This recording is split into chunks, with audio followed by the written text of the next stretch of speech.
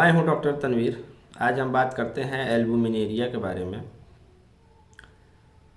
Urine में albumin का बहुत अधिक मात्रा में आना, इसी को हम लोग एल्बुमिनेरिया बोलते हैं। अब सवाल ये उठता है कि एल्बुमिन क्या है। एल्बुमिन हमारे रक्त में पाए जाने वाला एक प्रकार का प्रोटीन है जिसका कार्य हमारे मसल्स को बनाना है, टिश्यू को रिपेयर करना है और इन्फेक्शन से लड़ना है। जब एक हेल्दी किडनी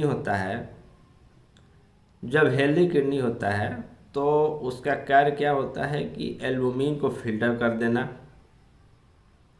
जब अनहेल्दी किडनी हो जाता है तो वो एल्बुमिन को फिल्टर नहीं कर पाता है, इसलिए हमारी यूरिन में वो एल्बुमिन पाया जाता है।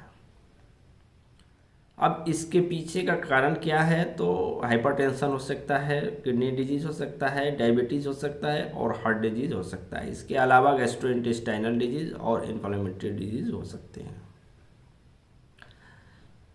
अब इसका सिम्टम्स क्या है, तो सबसे पहला है ये एसिम्टोमेटिक है, कि इसका मतलब ये है कि इसका प्राइमरी स्टेज में आपको लक्षण नहीं मिल सकता है।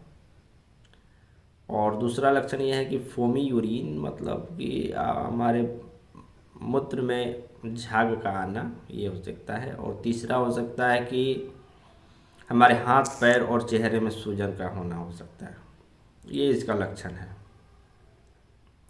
अब इसको डायग्नोस कैसे हम करते हैं, तो इसका हम लोग जब यूरिन टेस्ट करते हैं तो उसमें एल्बुमिन का अधिक होना, अधिक मात्रा में पाए जाना, तो इसके लिए मैनेजमेंट और ट्रीटमेंट के लिए हमें स्पेशलिस्ट यानी कि किडनी के स्पेशलिस्ट डॉक्टर यानी कि नेफ्रोलॉजिस्ट से हमें मिलना आवश्यक है।